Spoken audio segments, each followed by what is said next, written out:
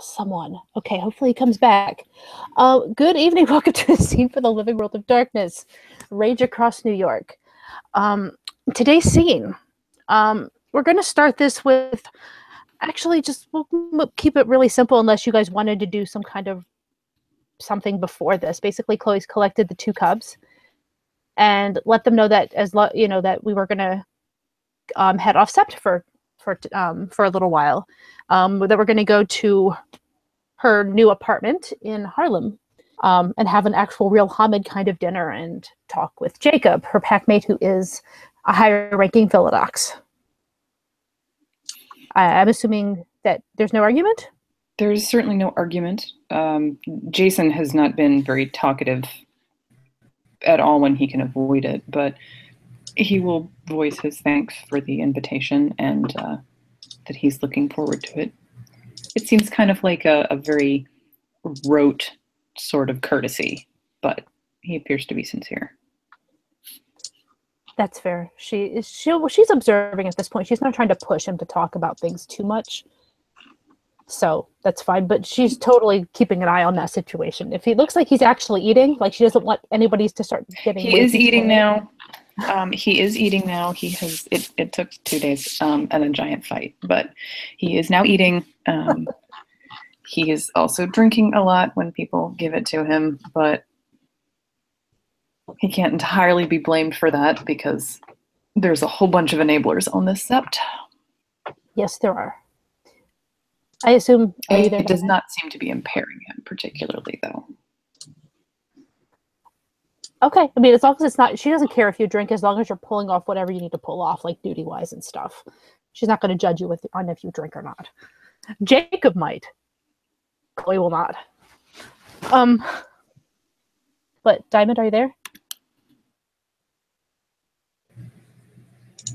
Yes. Okay. Yeah. I don't know if you disappeared right as I was doing the intro, so I wanted to make sure.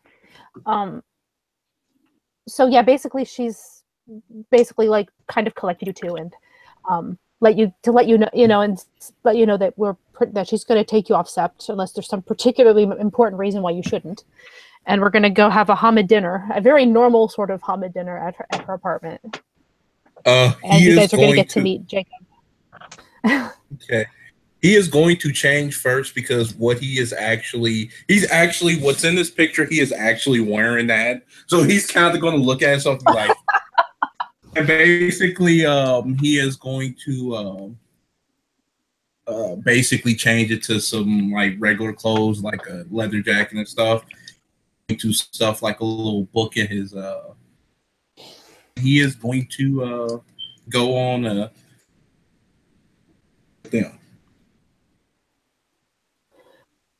Fair enough. Yeah, if you're going to get changed, that's totally fine. She understands. There's a difference between running around sept safe areas as compared to going out and being amongst people. So, totally understandable. But yeah, so we'll just start the door. Well, she wouldn't knock on the door. She lives there. So she's just going to kind of unlock the door and she'll step back to let you guys walk in. Since she's, has the door. It's in Harlem. Since you guys would have seen exactly where you're going. So northern Manhattan, northern-ish Manhattan. And this is on the ground. My bad. Oh, that's cool. Then he knows the area. And you're about to walk into what is essentially a palatial apartment with 2 floors. It's really weird how it happened, but that's what we got. Jason will kind of like reflexively reach up to catch the top corner of the door to hold it for her, instead of just preceding her into the apartment. Interesting. Fair enough. If he does that, she'll continue after Desmond, assuming Desmond went first.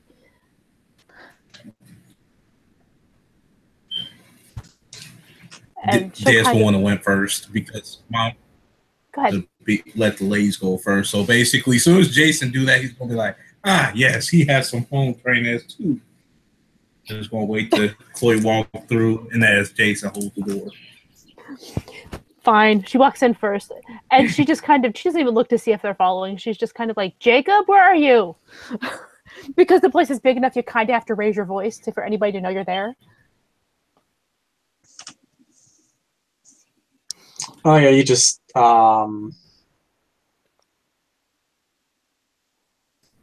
you hear a loud voice, kind of coming from one of the kitchens. One sec. You'll just hop on out. He's pretty casually dressed. It's not like he has an apron on or anything. Yeah, Chloe will take off her jacket and tuck it into a closet that's next to the door.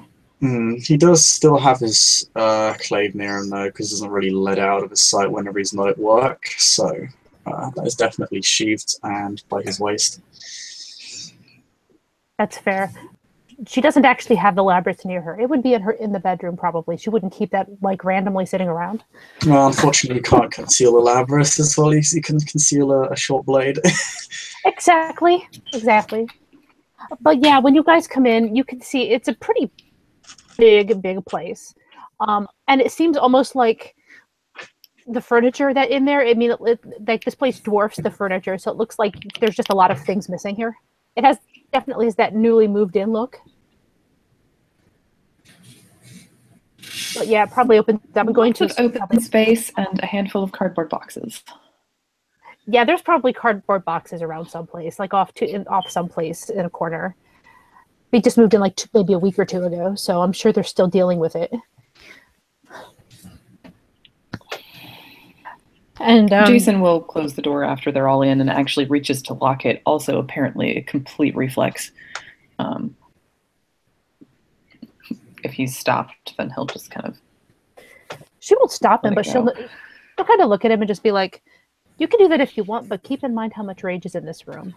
It is highly unlikely that anything other than the biggest idiot of a thief is going to try to break in. Kind of blinks at her. Blinks at the deadbolt that he's just thrown. She's just trying to make the point of, it's actually a lesson for you more than anything else. She doesn't care that it's locked. She would have locked it too.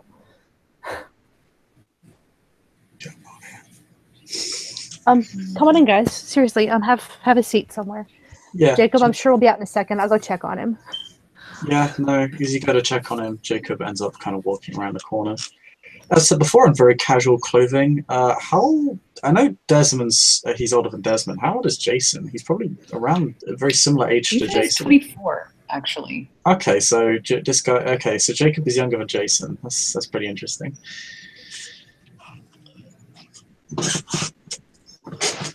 Yeah, he's old. So a guy. It takes a lot to actually finally set him off. A guy about 22, 23 years old. Maybe a year younger than you at most. Kind of ends up walking around the corner, wearing jeans and a grey shirt with kind of a yellow, what do you call it, like that, the Bupa logo, the little heartbeat line. Basically, the picture that you actually have up. Yeah. I see this, yes.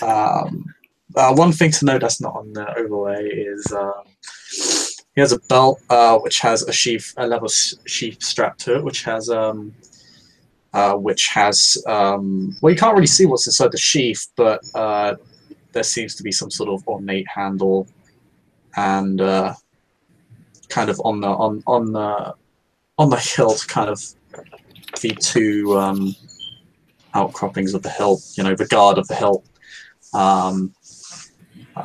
There is like wrapped in leather, there appears to be like 2 silver spikes that seem to curl around as the guard.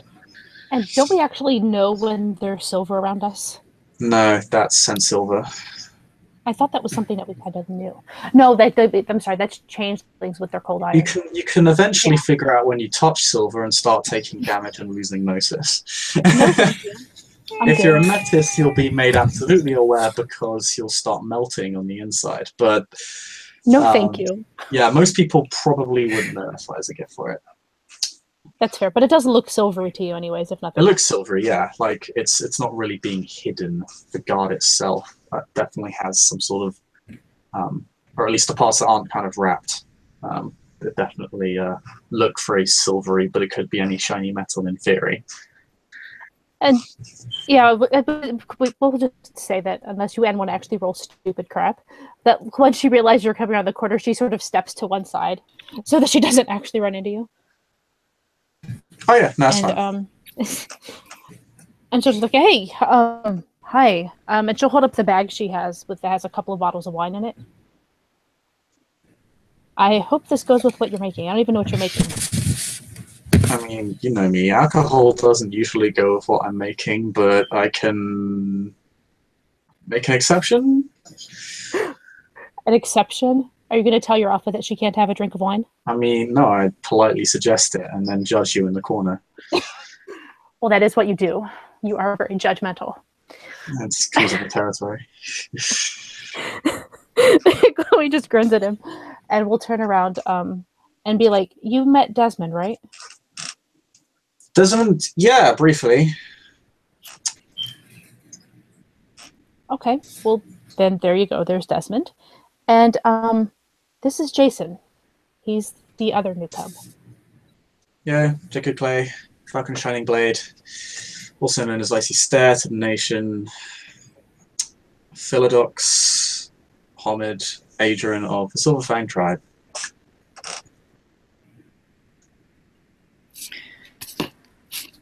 And Jason kind of sighs. He weighs. I need to do the flopping thing again, don't I? Normally you should, but it's really up to Jacob if you care about that right now, as she looks at Jacob. I mean, you really sound like you don't want to. So I'll let it slide. Like an idiot every time it happens. Desmond's just going to give him that eye. His expression is just pained. Chloe literally just gives him the biggest grin at that. It makes more sense when you're in lupus form. It doesn't feel as stupid when I have more legs. That's true, because it's natural for you then. Pretty much.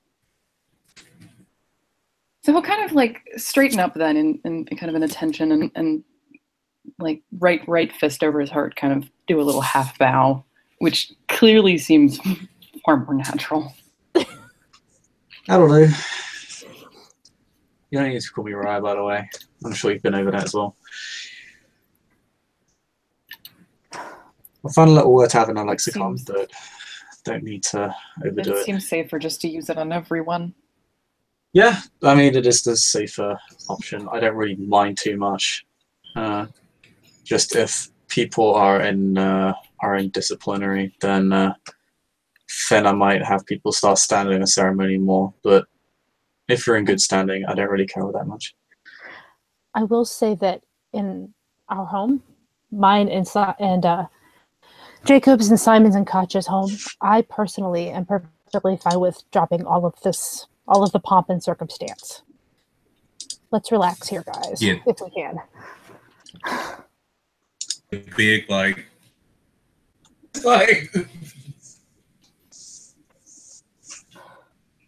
Yes, ma'am. Chloe. And for the record, once you're Cleoth, I won't expect you to be on your backs all the time either. Although some might. Some might. I'm not one of them. I've never been one of them. With the exception of that asshole yesterday. You still have a... What asshole? Heard about that. There's a new guy. He's an asshole. Okay. What's his name? Razvan. Okay. I'll tuck that away for later, just in case. He's a Galliard. What tribe? Shadow Lord. He actually accused me of having prejudice against Shadow Lords in one of his many, many comments. Didn't you have a den father, Shadow Lord? It's like your main assistant? I do, and most of the time, don't get me wrong, he's an asshole too, but we make things work. Sorry. Yeah, it's fine. Chloe, like I said, No, that's Jason. Chloe just He just gonna Dance was just gonna look over at Jason and be like, I happen to think that Bites the Week is a very excellent den father alongside of our den mother. She just looks Jason looks actually apologetic. What Chloe will do is when she glances over to them and she'll just be like, the reality of it is, he and I don't agree on much, except that we want you guys to have a good education. And for that purpose, we work together. The fact that I'm able to cooperate with him at all, I think, says quite a great deal about his character in spite of the flaws that we might perceive in him. Neither one of you wants me to die by accident or through stupidity, and I do appreciate that. Yeah, do your best to try and not make him change his mind on that. That's fair. He doesn't have a problem with his form of punishments. And the thing with that is I let him do it because, to be honest, he's not the worst this nation can hand you. If you can deal with him, you can learn to deal with everybody else, at least many of them. But there are certain people like him before. Have you? You've met Lupuses before. Drill sergeants that could have been. Fair enough. A sergeant to those of Wolfborn.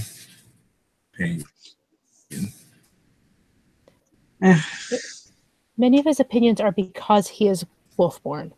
And I will say this, most Lupuses have similar points of view to a varying extent. Some are more open-minded than others. And some are just complete and utter assholes who you just have to learn to suck it up and roll over when they say to, because they outrank you. I will just say, do not make the pretension of believing yourself to be enlightened over them. I never said I was enlightened. Yeah, but it's not exactly common to believe you know better. Uncommon, you'll say. No. I might know how humans work better. Well, yeah, you do There's know a lot how of the universe that doesn't pertain to anymore, so I still got to listen. It is possible to get along with one and be friends with them. And I personally would definitely claim at least one Lupus as an actual friend, a sister even. Jacob would not agree. He doesn't like her at all. And she was his dead mother. Oh, yeah. Yeah. So it really just depends on how well you can pull it off, because believe me, I had a big argument with her once over the Lupus versus Hamid thing. And she kind of glances to Jacob. I don't think she's ever mentioned that to him. I mean, part of the problem is that we perceive it as a competition. And she and I agreed that in the end it isn't actually so much that it's just trying to have consideration for both sides of the story. Mm. She wasn't as diehard as, say, Smiles in the Night, for example.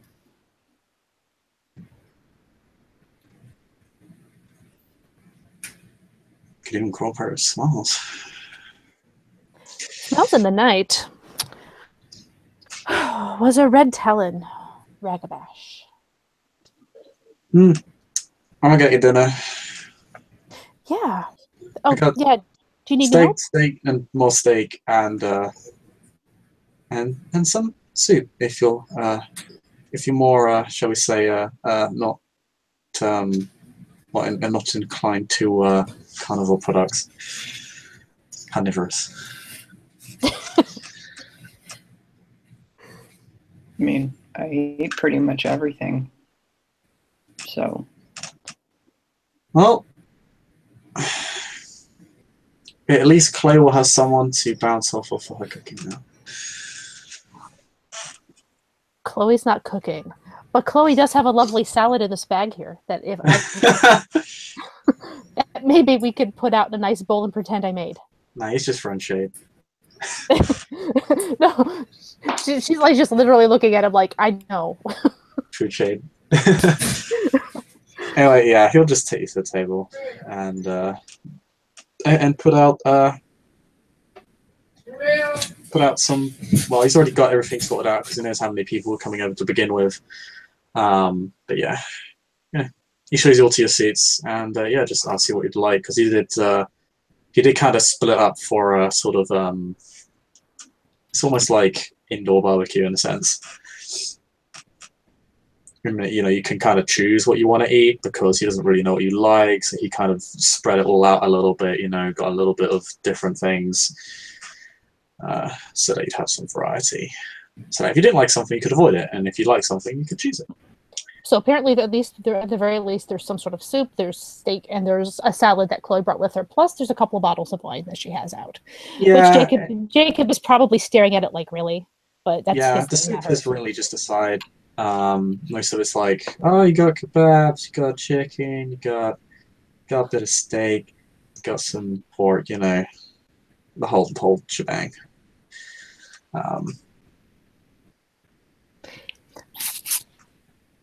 But anyway, yeah, she's going to help setting up. Help set the table or whatever. Oh yeah, no, Tim was already done. He had that prepared in advance because he. Then he'll probably just find that seat that he was told to and sit down. Yeah, here's his seat. That's fine. Chloe is, however, going to add some wine glasses to the table, but she'll set one like an extra one on the table, but not by Jacob because she's pretty sure he won't drink it. But he gets blackcurrant juice. Yay. Yeah. But yeah, he'll sit down and begin eating. And there's probably like a couple minutes silence while they kind of eat. But while they're eating, Jacob will just say, "So here, both Philodox."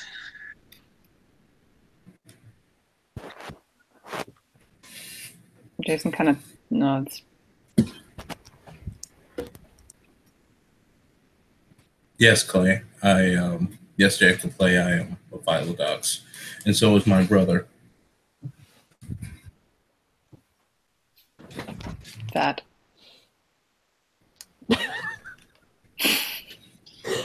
And the Galliard sits there quietly. Yeah, it takes about half a second for Jacob to put that one together. Just Jacob's fine.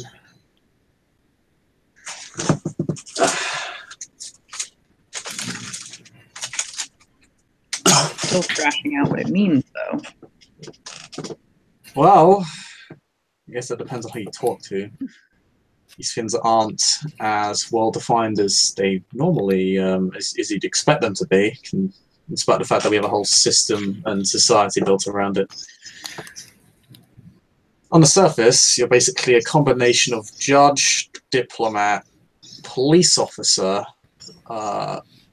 lawyer, accountant, in my personal view, and how are you an accountant? As she stares at him. And in a grimmest of circumstances, executioner. Well, we are effectively the middle management of the nation, and we're going to be dealing with most of internal affairs and organization. So you might find yourself in a bit of accounting. Most of it's taken care of on this set by other people, but... Well, considering that I'm basically the entertainment, I mean... Yeah. But yes, we're basically a combination of those 4 or 5 things.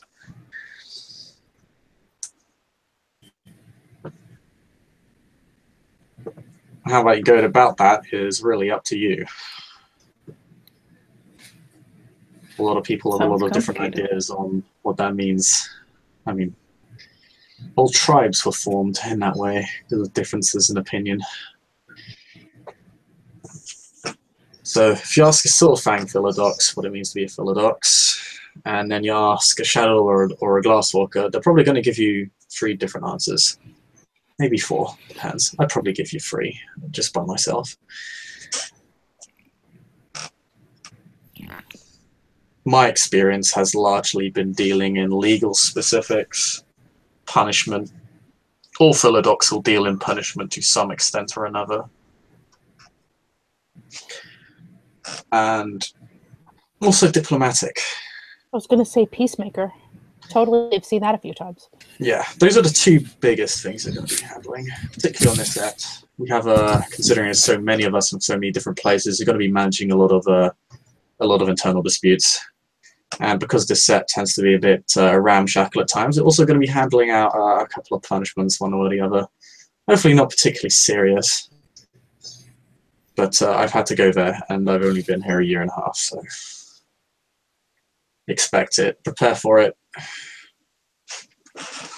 You'll be a lot better off if you do. It seems like something that I think you cut off.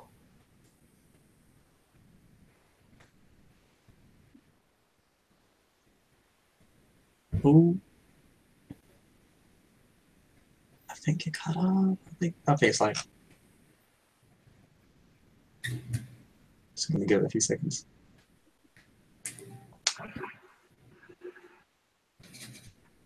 I can hear you. Okay. There we go. Now we hear you. Okay, yeah, you were just lagging really badly for a few seconds. We couldn't hear you properly. Okay. It sounds like something that could get me into a lot of fights. I've never been challenged on my decisions.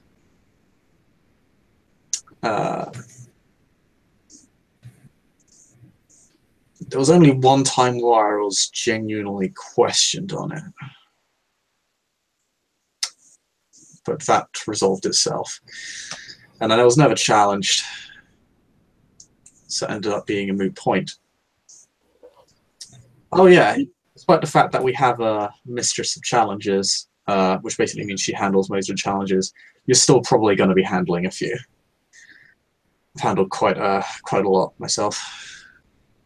Chloe will kind of pause and look at them, and she'll be like, it's actually a really big responsibility being a Philodox. Because everybody in the nation, from kinfolk up to the highest ranking elder, will look at you to make the important decisions about things. They expect you to make a fair and just opinion, a fair and just punishment and or opinion or consequence out of it. And it's actually a really big thing. I mean, in some ways, what you guys do is possibly scarier and bigger than most people give you credit for. Because of what you do, you are not. There are times when you're not going to make a lot of friends. It just comes with the fact that you're going to be making judgment calls that they're not going to like. But that's the price of having that responsibility and hopefully being correct. Excuse me, if it's for the good of the set, and if it's for the good of the set, righteous judgment, then I think a couple of friends. As long as I'm doing my duty to Guy and my auspicial duties, it doesn't matter. You've taken an interesting turn in attitude. Don't discount yourself so much. You should, by all means, try to take care of your personal stuff as much as, maybe not as much as the nation, but you certainly have a right to have it. You have a right to have friends and all of that sort of thing. I mean, Jacob certainly isn't without friends. He has a whole pack. He's my beta. Yeah, we wouldn't be able to We've been make together the for a year. Yeah, we wouldn't be able to make the judgment calls we could if we were all alone all the time.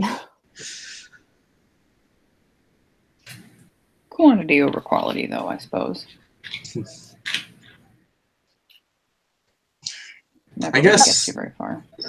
There's a danger in the lone wolf. I guess that's our point. I mean, that applies to everyone in the nation. Right. But you need to find a pack. Once you guys aren't cubs, you need to find a pack.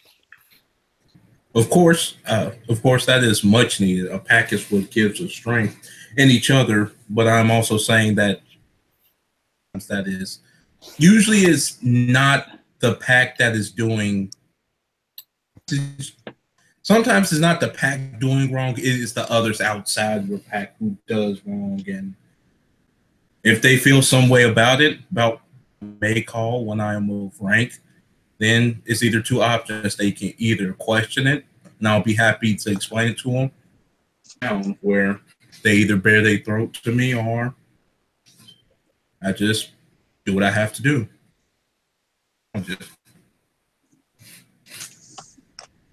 Yeah. Well, it's best to call the master of challenges if someone's about to issue one after all. I met her. She was interesting. She's lovely. I've only met her once or twice, but then again, I don't issue a lot of challenges, or really, I suppose nobody's actually challenged me. She's either. one of. I like her personally. I think she's a nice balance of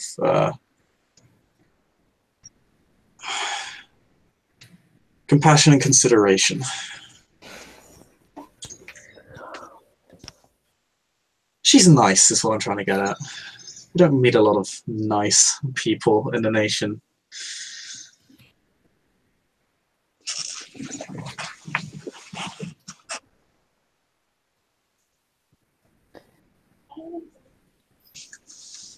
Do consider that there aren't a lot of nice people before deciding to go to the extreme end of a judgment call. Considering there's so little of it. Like nice isn't really a luxury afforded to a lot of people here. It's true. And if you want to keep any of your humanity, you have to fight for it. And she sounds like she very much means that. If you can find someone or somebody or some reason to keep some of that, it is very important to keep that balance. Mm. That's pretty much what being... Go ahead. I was just going to say, that's pretty much what being a Philodox is all about at the end of the day. It's all about balancing a balancing act from both your physical and your spiritual forms, to the homid and the lupus, to your priorities, and to the law. Balancing the scales. And that's actually where kinfolk come in a lot too, when it comes to trying to keep that humanity in you. Kinfolk are very good for that because they can be around you and they don't flip out. I personally believe that being nice is something that we couldn't afford. It's rather something we threw away a bit too rashly, in my opinion. Within the nation, definitely. There's no such thing as nice. It's very brutal, and we both know it. Yeah, there are those that overcompensate, of course. I have met a few people who do that and end up making a situation worse because they care a little bit too much. Like it's a very violent reaction to to seeing what the nation is as it stands. But taking an extreme opposite end doesn't really help anyone. Pragmatism is important, but if you lose your humanity, then you become part of the problem, no? Yes. That is incredible. You need the man and the monster. He kind of gets this funny little half smile. Pragmatism is what allows you to impose on the world, but without ideals to impose, it ultimately is meaningless. What was Desmond going to say? I'll just say Desmond is like is not smiling. He is basically eating his food and just basically he's just in silence. Basically, he's not smiling. Said like y'all need the balance of basically humanity and all that stuff. So does it look like he's thinking about that, or just like considering it, or does it look like he disapproves? Disapproves. Disapproves? Desmond, what's your thoughts on the matter? Yeah, if he looks like he disapproves, Chloe's gonna look at him and be like, "Tell me what you're thinking, Desmond." Go put his knife in the fork down.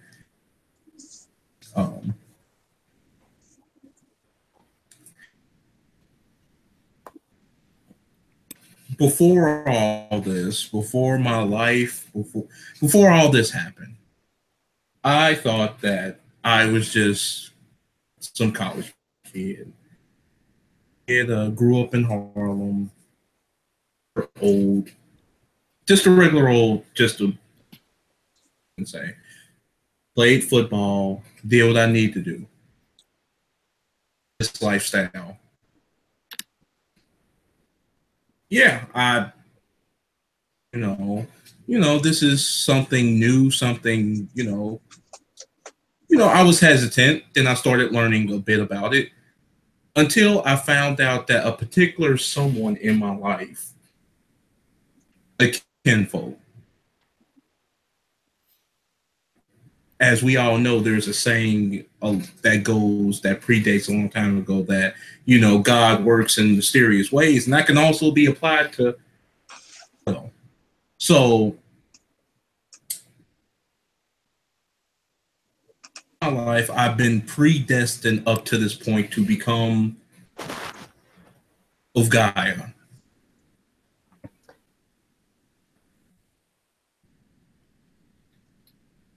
At the end of the day, monster.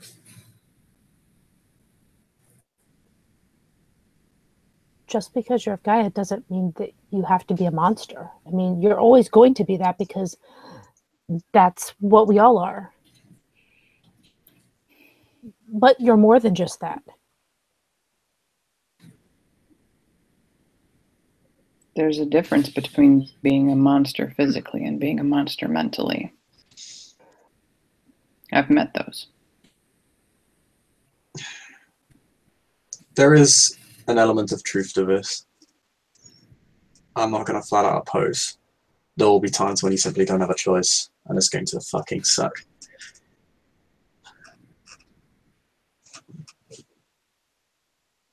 But most of the time, you'll actually have the opportunity to choose. I actually have an example of this. We were heading down to an abandoned apartment building, reason being that it was owned by a particular wealthy family, fact were kinfolk of the spiral dancers. I'm sure if you know who the Blacks. Oh, Jesus. Hold on, what is that? Oh. Sorry, that was so loud. It's hurting. There was this particular family of the Black Spiral Dancers. I'm not sure if you know who they are. Basically, evil Garu. We kill them on sight. We don't treat ties with them. They're literally fallen. Don't bother. They are monsters. Chloe's eyes, she actually looks away when he's talking about spirals. Now, Jason kind of like, at the mention of spirals, looks at Chloe. She's looking away. Well, she looks away from Jacob, I guess. Maybe it could be towards you potentially. We can talk about spirals later. They don't really factor into Philodox life other than just killing them on sight. You're doing the entire universe a favor, trust us. You want to talk about monsters, vary it. But we went down to this abandoned apartment building. We found some worm-tainted or worm-fallen individuals. We had to deal with them. The reason we were here at all was because the villainous scenario. Shit, OC, what was his name? Christy? Can you remember his name? God, I might have notes. Let me see if I can find the notes. I have to look back through the entire forum to find out who this guy was. Continue with the story, and I will try to find you the name. Yeah, he'll give you the name because he would actually know because he'd spent a lot of his time dealing with this guy. Was his name Osip? No, that's the other guy. Osip was one of the. That was the other guy. Yeah. Was it Finch? Just keep going. I'm looking for the name. Insert name here. Point is, they were using mercenary soldiers from what we call a WIC, a worm-infested corporation. Mason. They were the Masons. Mason. Okay. No. No? Mason is the guy we're all hunting down. The guy who was running the whole show was called something different. Oh, okay. John Clifford. Taryn Filch. Filch, that's it, not Finch, Filch. Yeah, the villainous guy was called Filch. He was basically using these mercenary soldiers to keep people, to keep other Spirals in line, and was effectively disappearing people and using these soldiers to attack us, people close to us, people they were construed to be enemies of the worm, and also as effectively basically thugs that shake down other Spirals. We ended up confronting Mason in that building. Not his soldiers, not Filch's soldiers, but Mason, one of his right-hand men, part of this family of Wormfall kin.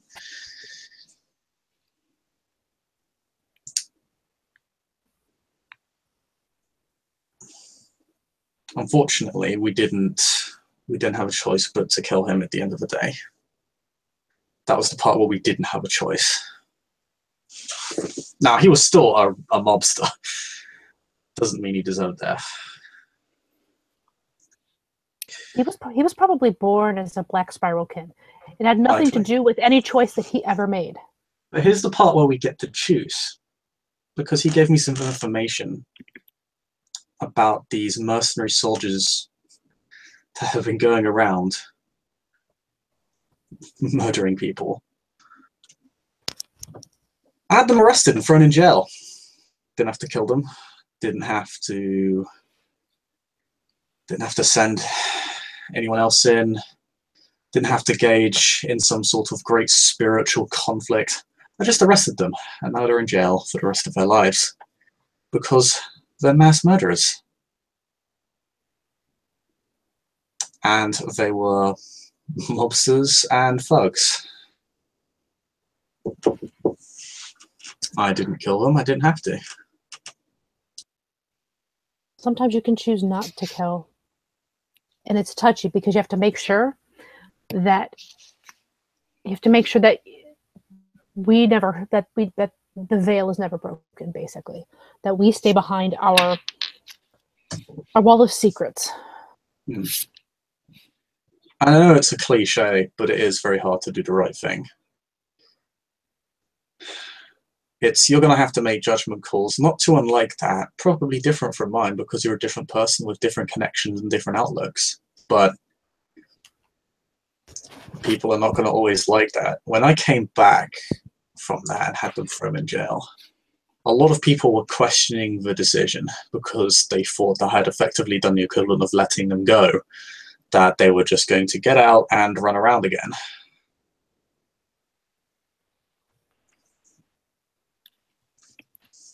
They thought I should have killed them.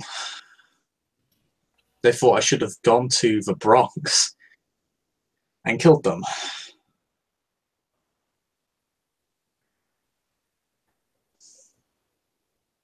Given the scenario, what do you guys think you might have done?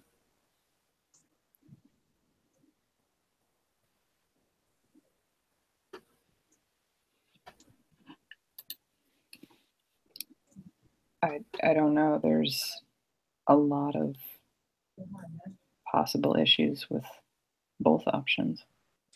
Well, let me give you something that might be, from your perspective, a bit more black and white, because I know it was for me. Well, it goes back to my Forstern challenge. This was when I was in the Amazon. Basically, this entire set had been shipped off to the Amazon because the old king was an idiot. I grudge to settle. It was your people. As she looks at him with a sort of a half grin. Don't remind me.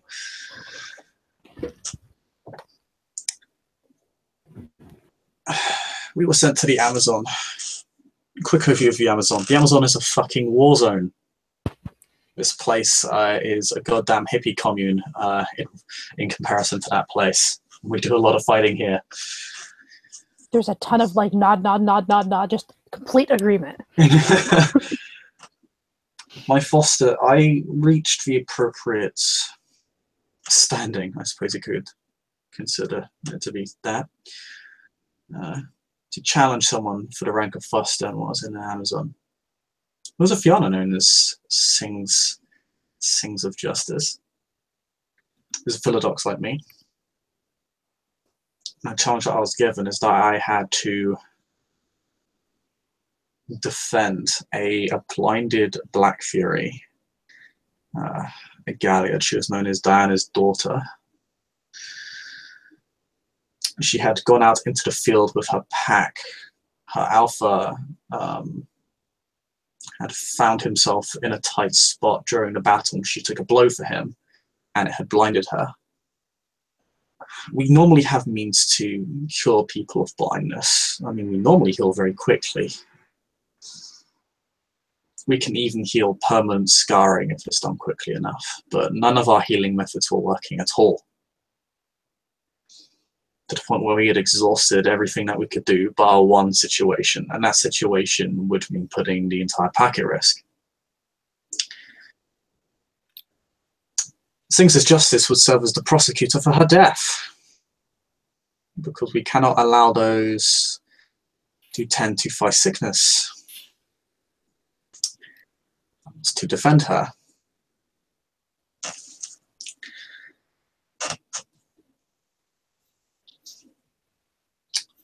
I believe an Adrian child of Gaia Philodox oversaw this whole thing as effectively speaker of our little house.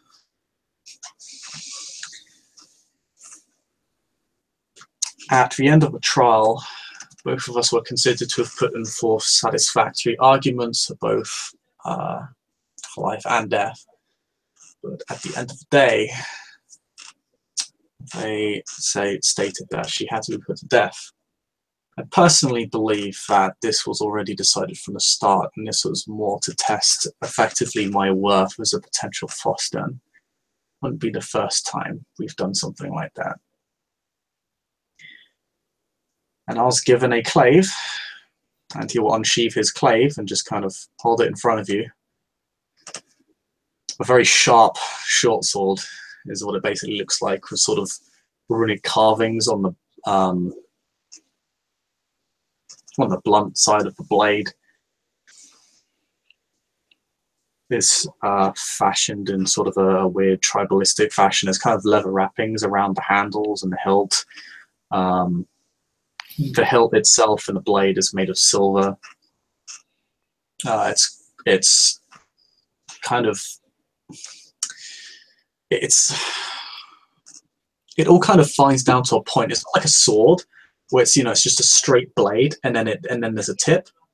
It's more like it just slowly narrows, almost like an arrow in a sense,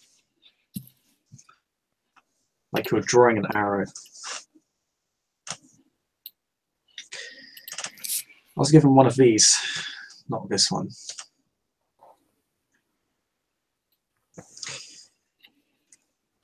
And it was my duty to kill her.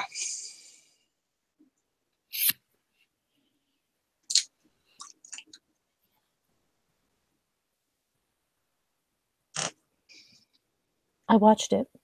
I was there because it was his fostering challenge, and I was trying to be supportive.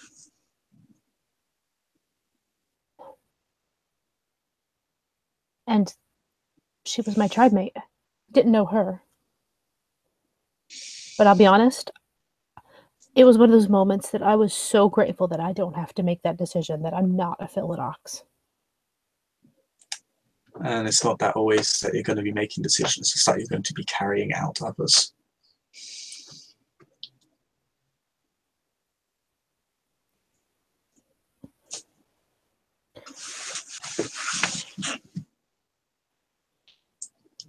Now, what would you do in that situation? in theory, I would follow the litany. Then you would be made a foster.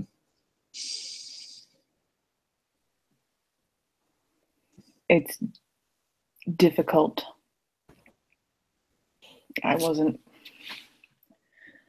raised to abandon someone just because they're inconvenient. Neither was I. Before I first changed, I was completely oblivious to the existence of the nation. I was what they call a callow kinfolk. I believe, Desmond, your family is most likely the same, if what you say is true, and I don't doubt that it is. Basically means kinfolk that don't actually know their kinfolk. I would love to see the look on my parents' face if they knew. Well, there is a chance they might be kinfolk as well, and you might even be able to still contact them later. Oh no. I will not be making that choice for you. I'm just telling you that it's a possibility. Basically, when I first changed, I wasn't actually a cop, I was still in the academy. I was a few weeks away from becoming an officer now. And we got a call. Basically, a bunch of this new gang that had propped up since when they, disbanded, holding up a corner shop, gunpoint, had taken the entire store hostage. We made it down there in about 2 minutes because it was we were closest to it. And we weren't going to get back up for about another 5-10 minutes.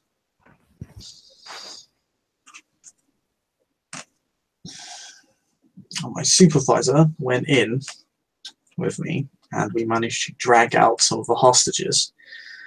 He distracted them while I got the hostages out.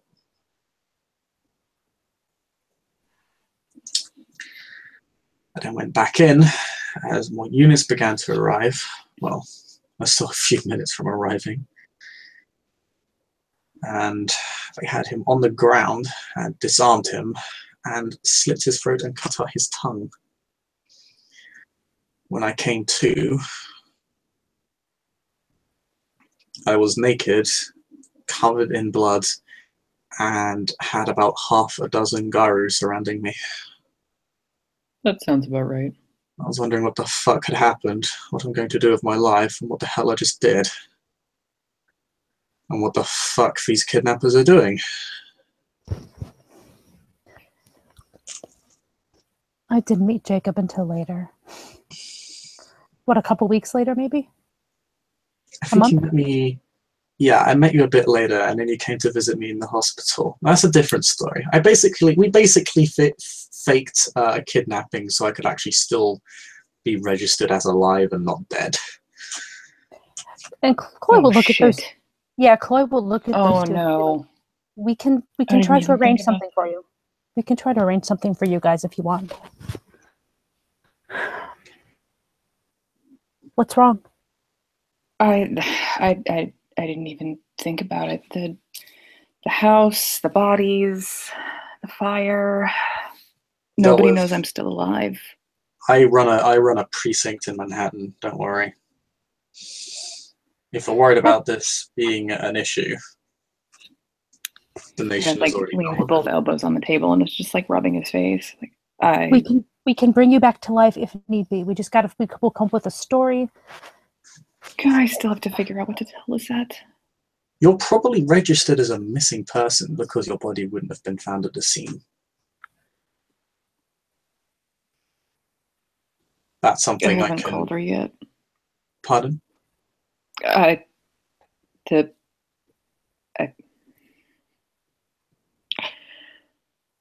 My husband died. I'm sorry. I gotta. I had to figure out what I'm telling her, but then I gotta call his mom. Yeah, call would be best because you don't know how she's going to react to all your new rage. Probably slap me for being uppity. She's a good woman. I mean, I'm glad to hear that, and I certainly hope that that is the case, because if so, that means she's very strong-willed if she can do that. If she's strong-willed enough, there are humans that can at least manage to be around us. Even though humans who are turned off by marriage are still my friends, it's hardly impossible. You have to be careful. There aren't many people who can really be around us. The exceptions are strong-willed humans, kinfolk, and other supernaturals. I apologize if I'm coming across about this a bit too professionally. I know I should. No, it helps. Honestly, it makes it easier. I've had this conversation a lot of times. But yeah, Jacob, if you don't mind looking to check on maybe on what you can find out about especially about Jason, but like Desmond, are you considered missing or lost or anything? I already chalked that one up as a hit and run. But if I come wrong. So you already covered that one, so he's just kind of Desmond's currently clean. unemployed. He's just unemployed and missing. But again, I can solve these things. I'm very fortunate in that I have a position of authority in human society, which pretty much none of us have on this set, apart from maybe a few of us. I mean, well, apart from me. I don't even think the Alpha does. It's a rare thing to see.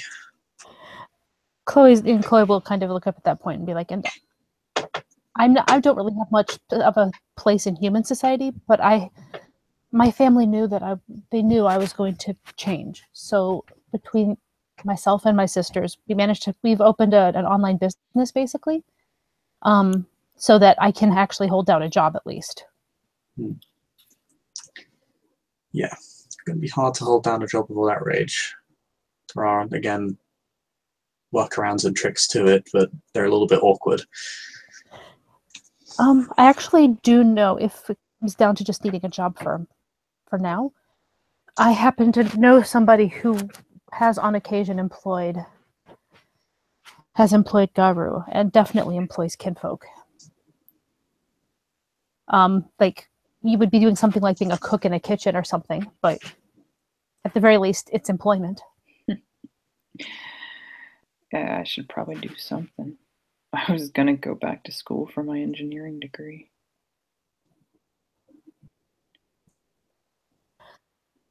There may be ways. It's just something you'll have time to think about it. For now, I wouldn't suggest you get a job. Right now, you have a lot of learning to do. You're in your own version of school and education, you know? Yeah, no question of that. No time for college right now. Right, but once you have chosen a tribe and made it through your rite of passage. You say you don't have time for college. I work a 9 till 5, if not a 9 till 8 job at times. At the same time, though, you're also in a position that if you need to go out, you can probably come up with an excuse. I mean, doesn't every student skive at university at some point? Not if you want to graduate with an engineering degree.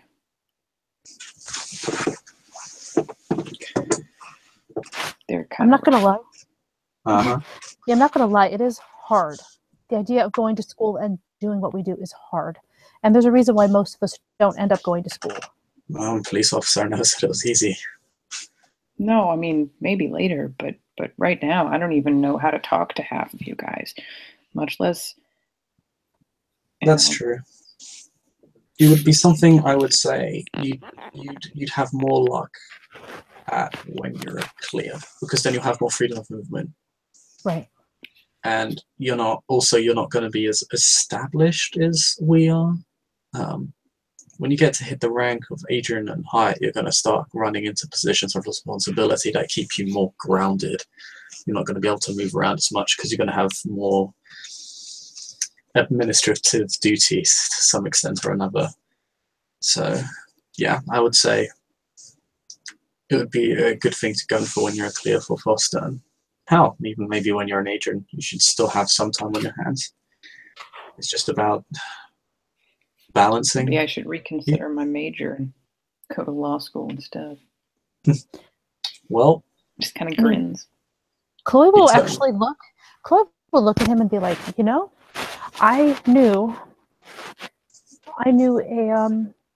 a Philodox once, actually a Metis Philodox, who was in law school. And she was a fostered. I could always use someone from law school. And to be fair, she'll look at Jacob and be like, I mean, Aaron was a ragabash, but he certainly was an attorney. Yeah, he was an attorney. He did the whole thing. It's more of a glasswalker thing usually for Garu to hold down jobs. It's not something a lot of us do. We're not exactly an insignificant minority, but we are a minority. I guess you could say we're a significant minority. You know, we very much exist, and you know, you're going to come by one of us at least per sept, and you're going to come by more of us here because we're in a city. But it's not something that all of us are involved in. Glasswalkers are pretty famous for it, though, and a few Silver Fangs and Shadow Lords. I was going to say many Garu just kind of live off of their kinfolk, which I have never been a fan of, and that is why we arranged ourselves in such a way that I could hold down a job and earn my own money. In many ways, it's optimal for the Garu because it allows them the most freedom of movement and allows them to focus on their duties to the nation. But at the same time, you are drawing resources away from your kinfolk who are also serving the nation and doing a lot of legwork that Garu can't do. So there is an argument to it. And Chloe just be like, you know, like, have you guys seen me around when, like, in between doing things where I'm just kind of sitting there, like, crocheting? That's me doing my job. That's why I like my job, because I can do it in between my other duties. I could be working out while I'm sitting home watching TV. A work-from-home job is perfect for a Garu. But now I almost feel like I'm lecturing you about how to be an adult. So. Right. Shit you can think about later for yourself. You guys want some more wine? Because she would have given you some if you wanted it at first. He shakes his juice. His juice. Yeah, she just looks at him. She didn't even offer to him, to be honest. She didn't even look at him. She looked at the cups. Yeah. I'm good for now. Thank you. Yeah, well, it depends. How much have you been drinking? Because a lot of us like to. Not so much that it causes a problem. Well, you're a Garu. It doesn't cause problems. The only thing you probably have to worry about is addiction.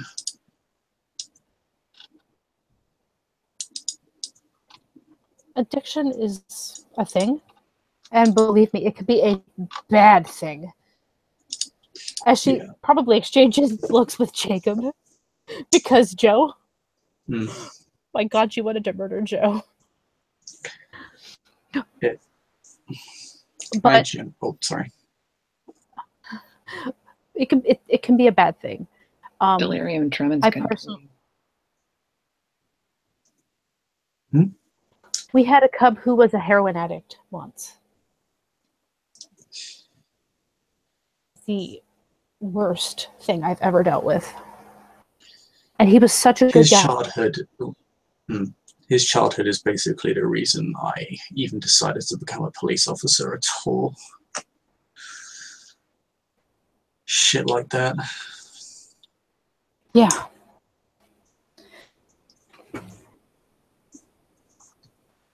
Sometimes we forget that humans can be monsters too. No question. Really, at No the end of the question day, about that. at the end of the day, your rage is just an enabler.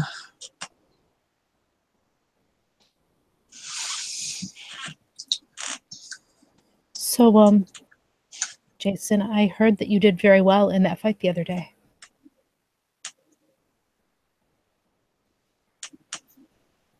He kind of shrugs. I mean, I didn't die. That is the main goal of any battle that we go into, just to not die. But I also heard you took one out. Aiden was holding him down for me. But that doesn't... Listen, I'm giving you a compliment, and good for Aiden on helping him, on helping you with that one. But sometimes it is actually just a group effort when it comes to doing these things. We have to work together. That's why we run in packs. You can't handle a lot of the larger entities alone. Do you know how many times my old alpha would be up there holding, just grappling the ever-loving shit out of something? And I was the one going up there and kind of poking feebly with my claws. Mm. And she looks to Jacob and she's like, Eric. Yep.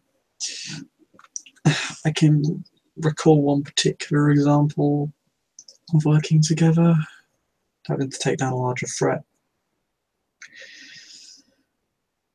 Well, there are quite a lot. I mean, that's a... And actually, the Thunderworm, you and I were pretty much doing the same thing to let Katja and Simon take it out. Yeah. Me and Carly had to hold down a Thunderworm.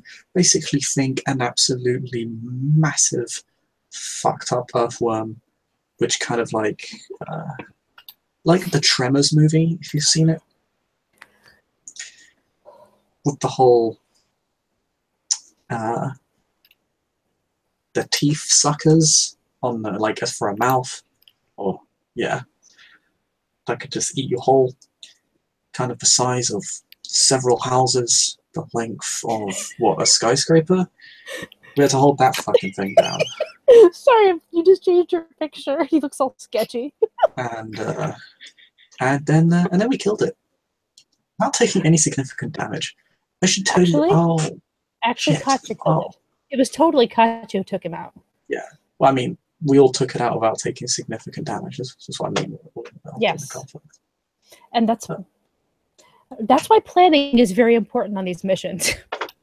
You look sketch. I know someone who killed one by himself. A giant you leech monster. Yes. Not joking.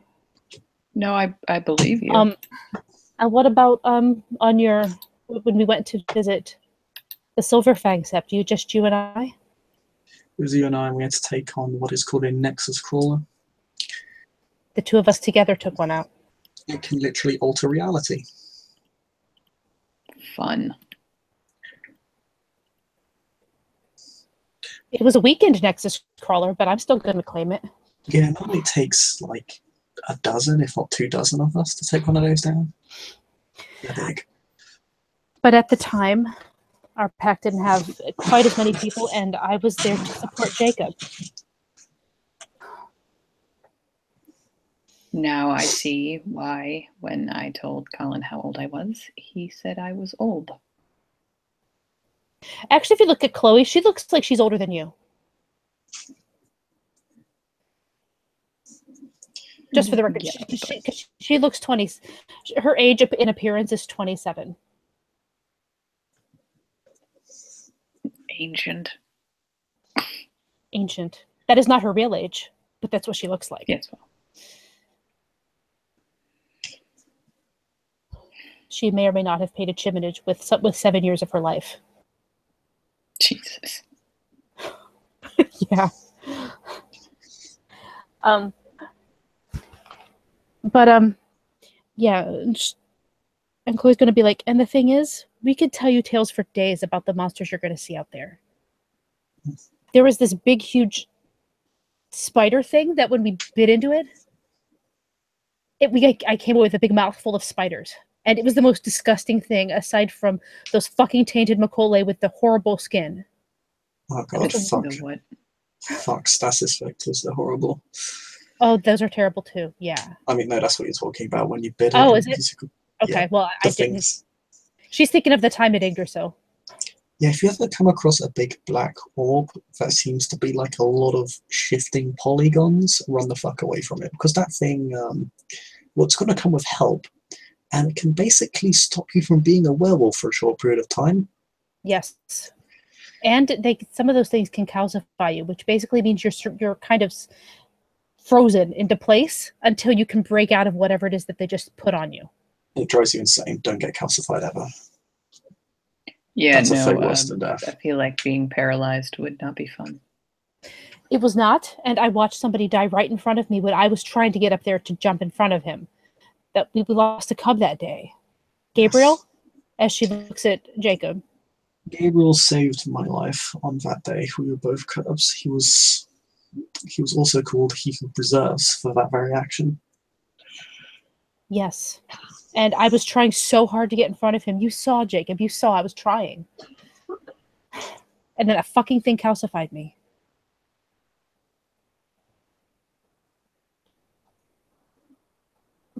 I wasn't dead mother then, as she looks to him. It was a long And time ago. It was a long time ago. Standards. I was only a foster, I was a I cub. think. Yeah. But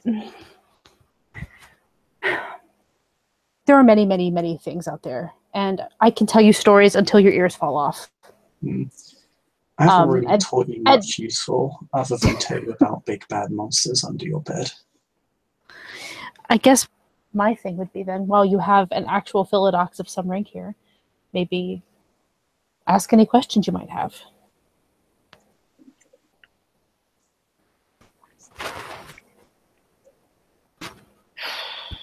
I don't even know where to start.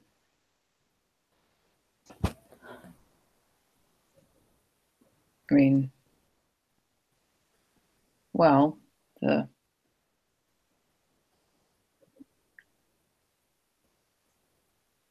mobsters.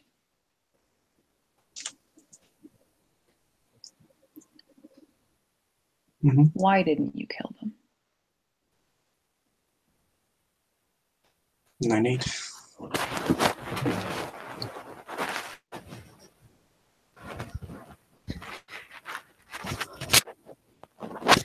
Nods. Oh shit, sorry. It's my phone. The apocalypse is nigh. I know. Either that or we're about to listen to like Ode to Joy or something. We'll just wait for her to come back.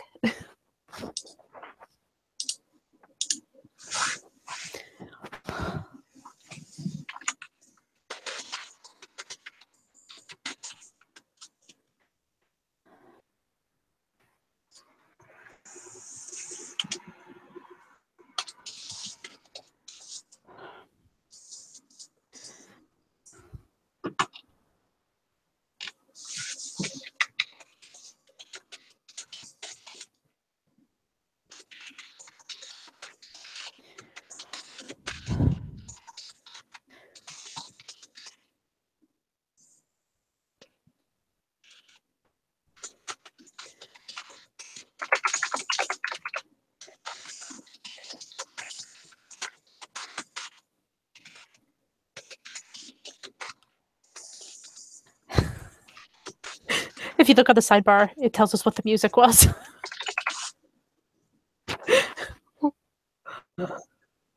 Yes, Jason, just so it's said out loud, this little break of ours, Jason looks very thoughtful and is clearly contemplating things. So apparently it's taking him a moment to think. As is Desmond. Evidently so. Desmond, who apparently Cat got his tongue. And I don't mean a bastet.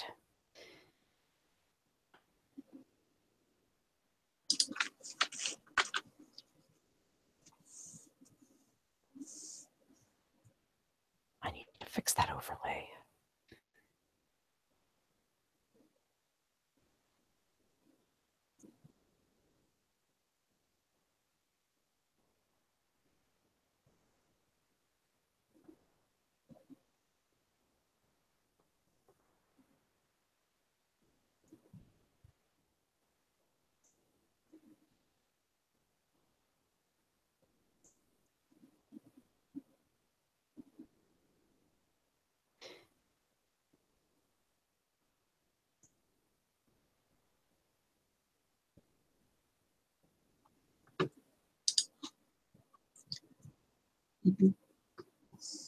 Yes, exactly.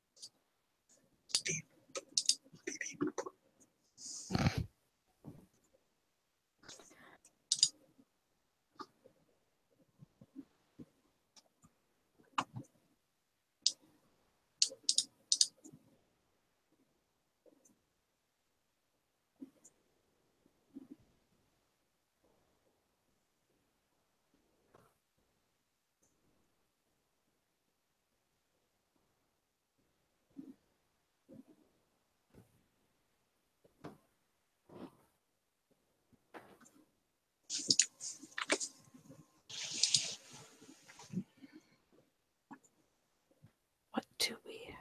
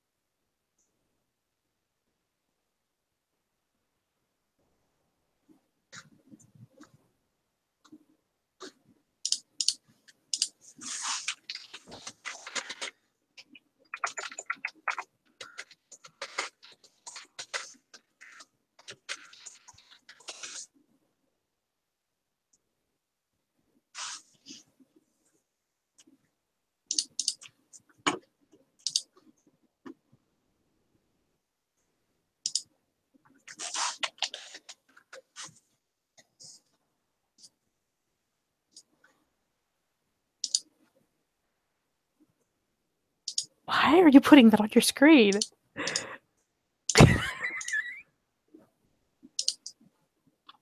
What the hell?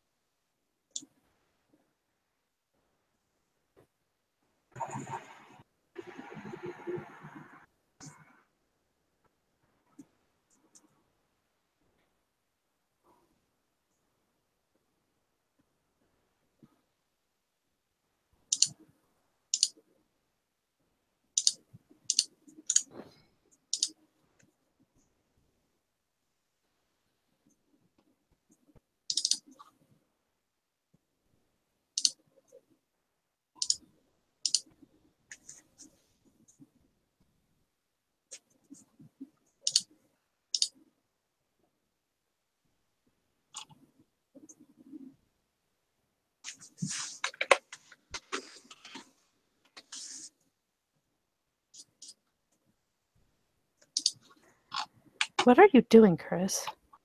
Yes. Clearly. Do you want me to dig out some of mine? Yes. Because I got some weird ones. Let's entertain our audience.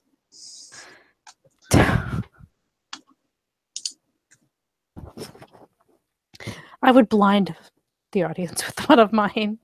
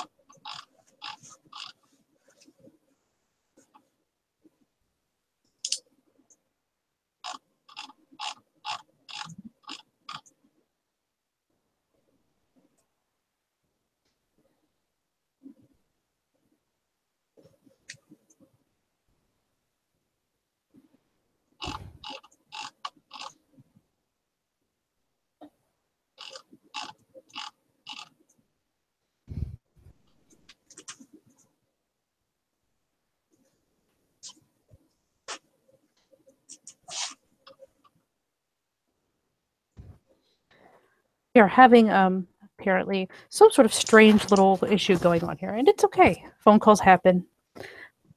But there you go. That is why there's the long break.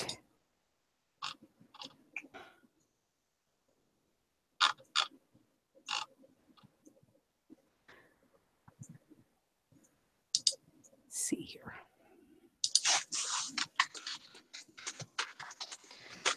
If you're going to do that, let's see. See if I can find that GIF I'm thinking of. Sorry about that. It's okay. You get to see my blinding GIF though if you want. Oh, sweet. It's I pretty don't know if blinding. I've got any really good ones. Although that's terrifying. is certainly special. Yeah, I'm coming back. Chris, get back here. I clearly need to come up with some.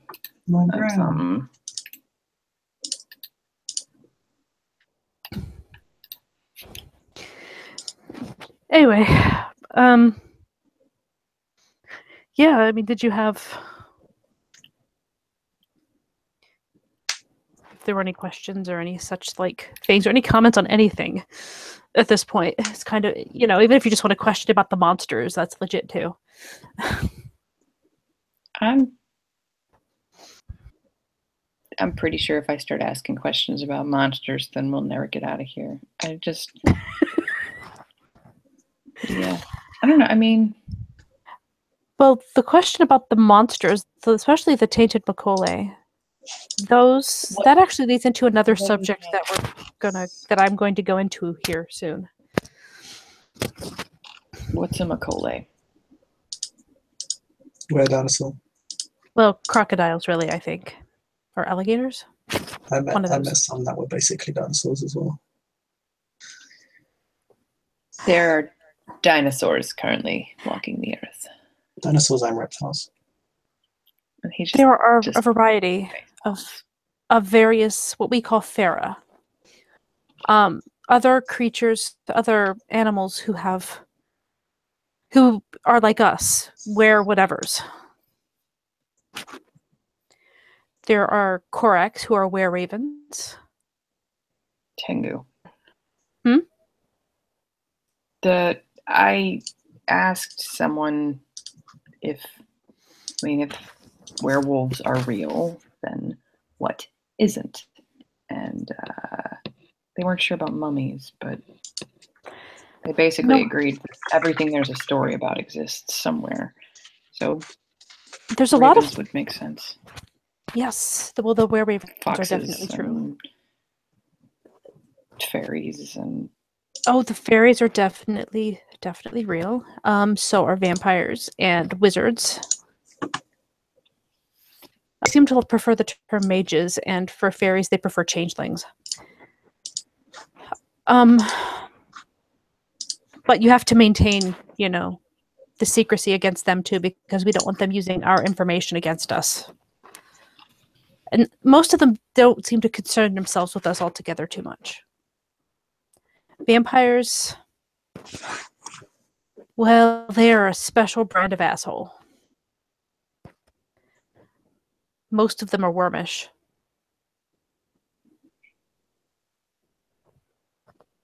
And we have certainly killed our share of vampires. These, as a whole, from the Sept and as a whole, and my pack in particular.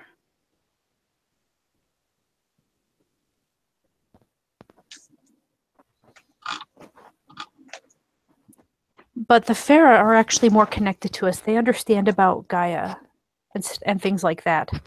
Where I couldn't tell you for sure about the others. But the one time I had any kind of conversation where that came up, he had no idea what that meant other than, Mother Earth.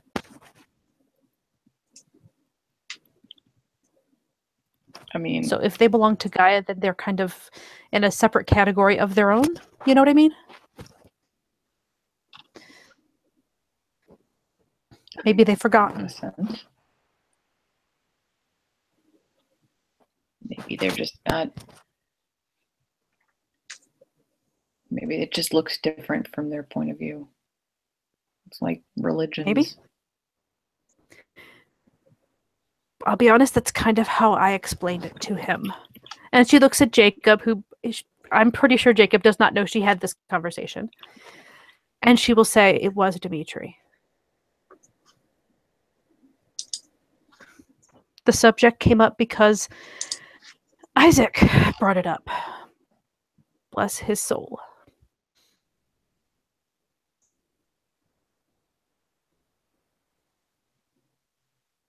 Jason looks lost again. That's okay. That's kind of his default at this point. It's okay. Like, Chloe's going to try to read the sort of lost look. And she's going to say, and she's actually going to hold up her hand, which I don't know if you pay attention to things like wedding rings, but she has mentioned a husband before. He does. Yes. So she holds up her hand with the wedding band on it, and she'll say, my husband's name is Dimitri, and he is a changeling. That is not within the normal range of things as it happens in the nation. And I will be the first to tell you that it is not the norm at all. That's it, but neither do I hide it. Love is love. Exactly. And I would never change anything about him. For all that I haven't seen him in 5 months.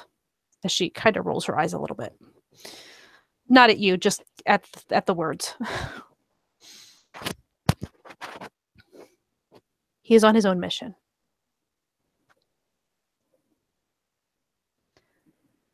But you know what? He waited for me when I was sent to the Amazon. I'll be damned if I don't wait for him. He just kind of nods. Like he understands.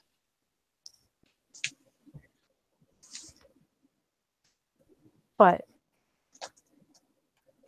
what you're stating is a very Hamid point of view and a very open-minded point of view.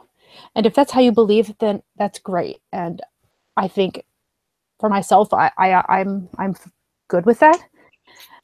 But for example, I've never bothered to mention my romance or my relationships 2 bites the week because number one, I know he won't understand, and number two, it's not worth the argument. That said, I will never deny that he is my husband because he is my husband, you know? If there's a reason he needs to know, I'll tell him. What's he going to do about it? But there's no point in starting fights you don't have to. Exactly. He's not even here. How is he even a factor at this point?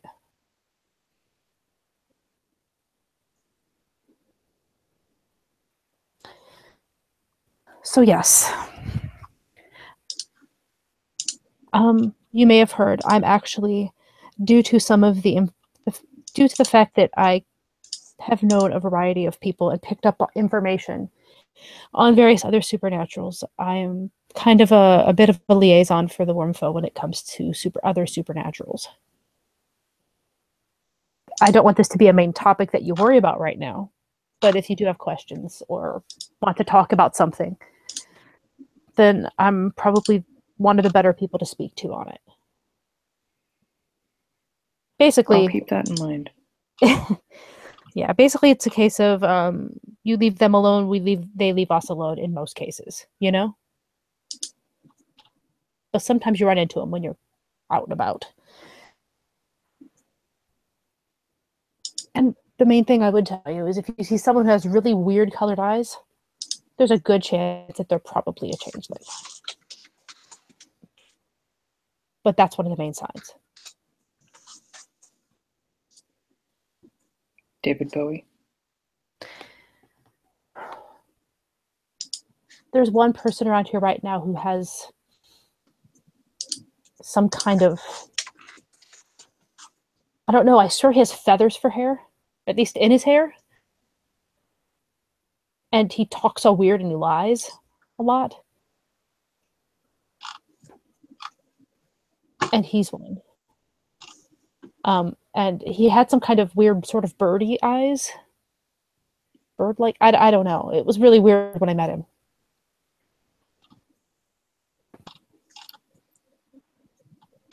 But yes, you might see eyes that are, say, look like red stones. And that's someone I knew. I knew someone whose eyes changed. One time I met her, they were white. Another time they were orange.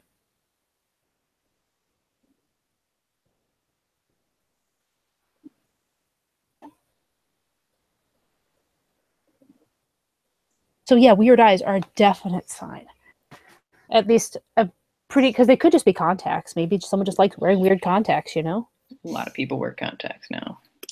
Right. So you can't assume, but it's definitely a strong possibility. Yeah, probably. The Goblin King. But yeah, while you're on Sept, you shouldn't have anything to worry about when it comes to that, because only an idiot other supernatural would come into our area. They know where we live, or at least where the place we claim, and they don't come on Sept unless they're looking for a fight.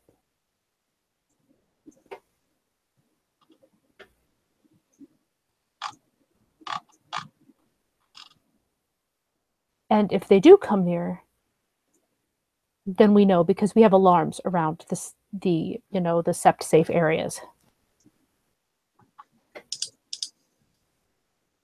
And you'll know, because you can tell when that happens, and then you go wherever it is that it's going off at, and then you do your duty, because that's what we do here, you know?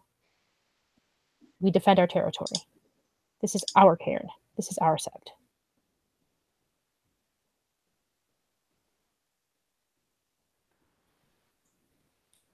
Kind of nods again. Got a lot to think about then. And I'm sure I'll have more questions for you later. Definitely. It is getting a little bit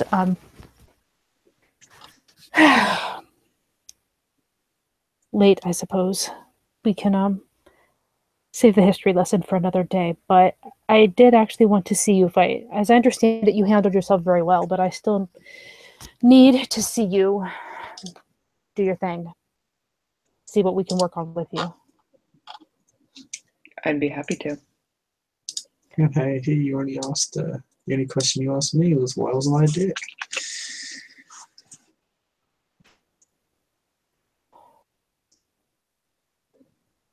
Didn't quite catch all I that. have no idea what you just said. He said, and here the only question you asked me is, why wasn't I a dick?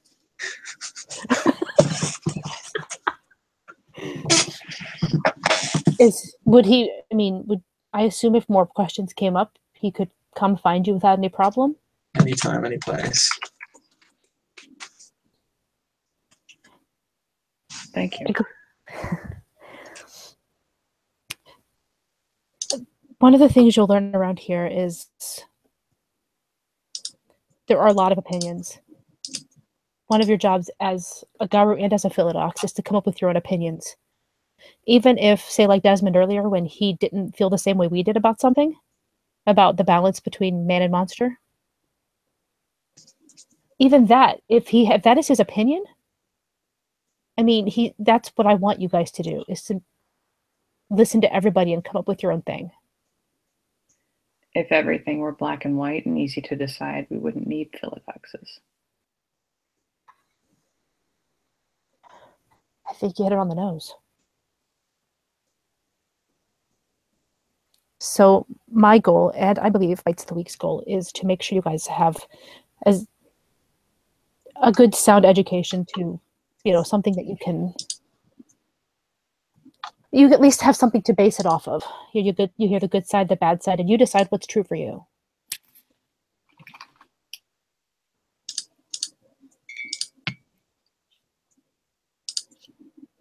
I'll certainly do my best. That's the main reason.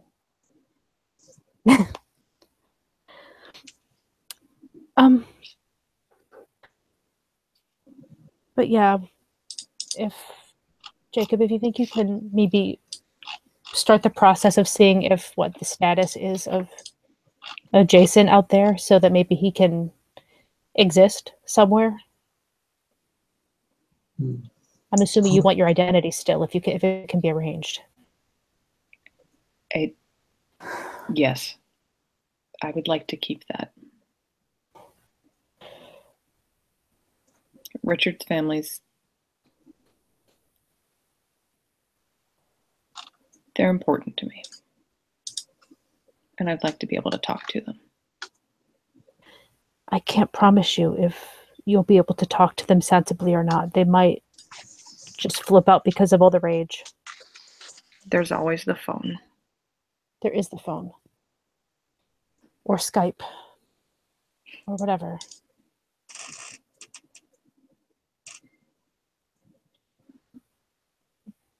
But yeah, if you don't mind that, Jacob, that would be great.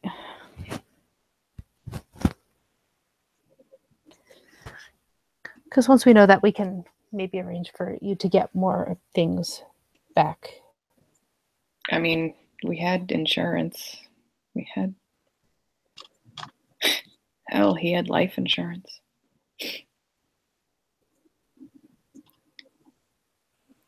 Fair enough. Sorry. Don't. You are taking a hell of a lot in over like 3 days. The fact that you're sitting here and able to have a conversation, kind of impressive. I'm not thinking about it much. That's not true at all. But I'm not going to make you talk about that.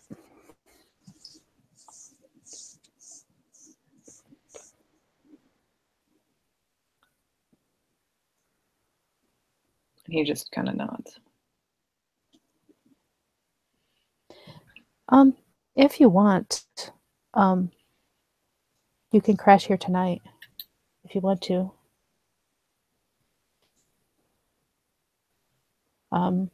Jacob's kind of in and out because he has a fiance that he lives with as well. He has his own place with her. No, I don't mind sleeping in the Umbra. It's I'm just a saying, little easier as a wolf. Well, that's true, but I mean, we have an actual shower. So does Colin. I've been using it. Okay, fair enough. I'm not going to make you just stay here. Just thought I'd offer it. I promised. But I will make sure you get that back. I would stay with him and with my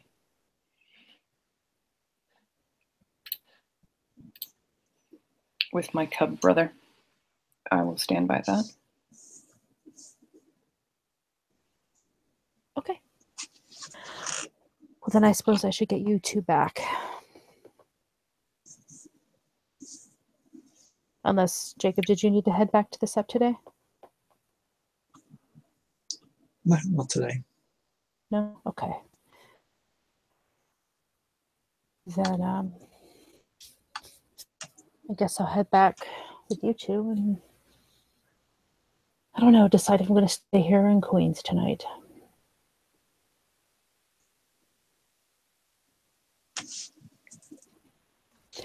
Don't get me wrong, it's a long trip to Queens. compared to here. There's that. Dinner was excellent. Thank you.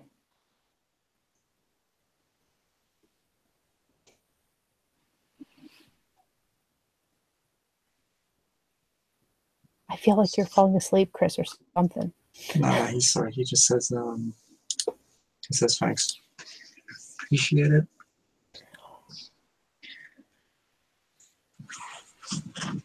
And yeah, Chloe I think will. we've just hit that awkward point where no one has anything else to say. Right. Chloe will sort of pick up the dishes and start taking them into the kitchen and all that kind of stuff. And once things are cleaned up a bit, she'll be like, let's go then. And they shall go. Literally glorious. And yes. Probably not particularly glorious. Well, we'll probably be taking like a bus or like, I don't know. I think we're far enough away to either do a bus or a cab or something. She's very much a public transit girl. They could totally Uber if they wanted. They have to call Uber 3 times because the first 2 cabs stop and then don't actually get out and just disappear. That's why you give extra good tips. That's right. It's either that or scare everybody off the bus. But it works. People will look at it. What? Jason, Desmond, and Chloe get on bus. Everyone else gets off bus. Yep. Bus driver gets off bus. Damn it. Well, we go to the back of the bus so that at the very least the bus driver's further away from us. Yeah, it helps. That's the logic. Let him concentrate on driving. So yeah, that's 3 rage, isn't it? So yeah, between us, we're looking at 10 rage. Yeah. Right.